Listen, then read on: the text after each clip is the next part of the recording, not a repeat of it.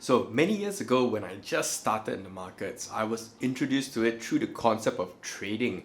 And finally, after years of trying to build the perfect system and failing, I gave up. It was then that I shifted my mindset from then being an active trader towards being an investor. At that point, to my newborn investor mind, it was really just about, buying as many stocks as possible, maybe 10 or 20 or so, and then bam, you've got a portfolio. Since then, I've evolved my mindset quite a bit, mainly towards becoming an ETF investor who uses core and satellite in the way I would build a portfolio. That's why in today's video, I'll define the concept as well as its benefits, and of course I'll walk you through a few tips on how you could build your very own portfolio using the core and satellite framework. Hey guys, it's Sunmin and welcome back to Your Money Game, the show where we'll save, invest and feel better about money. So you can think about the core and satellite framework something like a blueprint. You just need to follow the basic instructions and you would kind of get a portfolio, but it's also really flexible because it's customizable. It starts with a core that is super long term, and for some people it's even permanent. And it tends to hold cheap passive index funds that have low annual expense ratios. This is because cheap passive index funds like the S&P 500 through an ETF like SPY will usually outperform the majority of active fund managers. And then you have the satellites, which are additional assets which aim to hopefully give you that little bit of outperformance. While there's no rule on how long you hold these satellites, they are usually thought of as shorter term holdings versus what you have in your core. And that's it. It's a pretty simple framework to think about, but at the same time its power, like I mentioned, is in its flexibility. And now let me elaborate, starting with the core. Approach number one is the simplest, no-fuss approach of using one ETF to build your core. The popular choices here are buying something like SPY, which is S&P 500. You could buy the total US stock market through VTI, or if you want something a little bit more diversified, you could buy VT, which is the total world stock market, of which about 60% is allocated towards the US. Approach number two is for you to consider a multi-asset core. You've got a few options here to consider, starting with option A, where you use US plus other markets as your core. One example is to use the S&P 500 as the base and buy something like VEU, which is the total world stock market ex-USA. Now you might say, hey, isn't that just like buying VT? And you're right, but VT locks you into a 60% ratio on the US. So by having SPY plus VEU, you have a little bit more fine-tuned control about what is the ratio that you want of the US plus the rest of the world. Other variations could be maybe you wanting to be patriotic and adding something like the Singapore STI to your core. And you can buy that in the local stock market where you can look for the ticker ES3. That is the Singapore STI ETF. If you don't like single markets, hey, maybe you can just invest in an entire region, such as Europe, through an ETF like IEUR. Option B is to consider other asset classes as part of that core. Very quickly, for those of you who might not have thought about asset classes, there's cash, stocks, fixed income or bonds, real estate and commodities. So collectively, those tend to be thought of as the core asset classes. An example of a really traditional portfolio is something like the 60-40, where 60% is allocated towards stocks and 40% is towards bonds. Again, the preference is yours, but if you didn't want bonds, you could also consider stuff like real estate. You can consider an ETF for gold like GLD. Whatever your approach or option, the point is to choose those assets that you think won't change anytime soon, and hopefully they're cheaper as well to hold. What's totally free as well is for you to help me out in clicking that like and sub button, or maybe even leave me a comment, because all those things really do help my channel grow and I really do appreciate it when I hear from you guys. Thanks. Now let's start talking about satellites. And it's in this part where a lot of people think it's really freestyle because there are no specific rules about what assets you buy. It's completely your choice on what kind of assets that you like to think about that forms your satellites.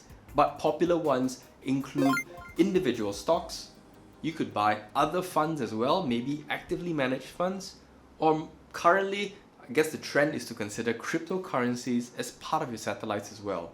Now, even though it's totally your choice and it's a little bit freestyle, I think there are some considerations that you will want to think about as you build your portfolio. The first is to consider assets that are not very correlated. And correlation simply means that the prices of the two assets move very closely together and they perform very similarly. For example, a lot of people will use something like QQQ as part of their core, which is the Nasdaq 100. And then on top of that, as a satellite, they might consider something like ARK's Invest ETF, ARKK, which is an actively managed ETF that invests in disruptive tech stocks, which are usually quite growth stocks as well. Now, just even thinking about it on the surface, if QQQ is very tech heavy and ARKK invests in a lot of tech and growth, there are bound to be a lot of similarities in how they perform. And if you use the tool like Portfolio Visualizer, you'll actually see the correlation there itself. Now, the more correlated your assets become, the higher the risk is, because if one trend or thing tends to fall, it might just take your entire portfolio down with it because they're highly correlated. Next is to consider assets that have as little overlap as possible. Another common mistake that I see is people buying something like the S&P 500 and then they buy VT. And again, like I said, VT already has 60% allocated towards the US, so there's a massive amount of overlap. So they've not really thought through what is the blend that gives them the right kind of ratios. Again, a simple example is if you held QQQ, but you said, hey, I want to add individual stocks to my satellites. And you happen to be a huge Apple fan, so you decided to buy Apple stock as well. If you didn't scrutinize the holdings of QQQ, you might not have realized that it already held about 10+% of the portfolio in Apple. Now, there's nothing wrong if you're doing it consciously. Again, maybe you really love Apple and you want to own more than 10% of it in your portfolio. By all means, go ahead, as long as you're doing it with your eyes open and you're aware of the overlap. The third consideration is in today's investing options, you have robo-advisors. So oftentimes you ask yourself, do I want to DIY or do I want to use one of these robo-advisors? If you happen to have a limited amount of time and interest in the markets, I really think that trusting a robo-advisor might be the best move for you. And here you have a choice. Maybe just use them to build your core and you pick out the satellites. Or if you were really just wanted a hands-off thing, you can actually use them to take charge of the entire portfolio anyway. Most people underestimate the temptation there is to tweak and mess around with your portfolio structure. And I'm gonna raise my hands and say I'm 100% guilty of that.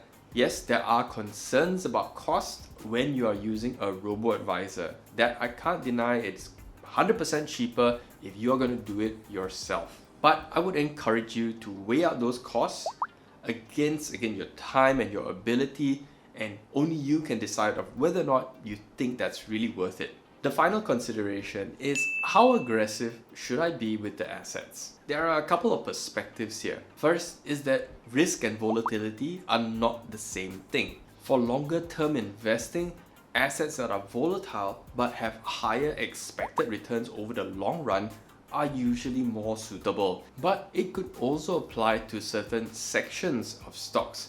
For example, small cap value has been identified as one of those factors that tends to give you long-term performance that's better than the average market. And the second point is that the younger you are, you should consider taking on more risk as defined as volatility. And I don't mean risk as going to the casino or gambling or trying to trade super actively. Assuming that you are investing for the long term and you are somebody in your 20s or 30s, you literally have decades ahead of you to let the markets do its work and also letting compound interest do its work as well. So that's it. If you are just starting out, I really encourage you to keep your core really simple, and you can always add more things as you build more confidence and build more knowledge. And hey, if you are interested in what I do with my own portfolio, I did a couple of videos on that before, so you can check that out. It's changed a slight bit, but not far off, and the thinking is still the same. So thanks for watching, guys, and if you've got any questions, leave it in the comments below, and if you've not done so already, click that like, sub and bell button, and I'm going to be back again next Sunday with a brand new video. And until then, you take care and keep playing your own game.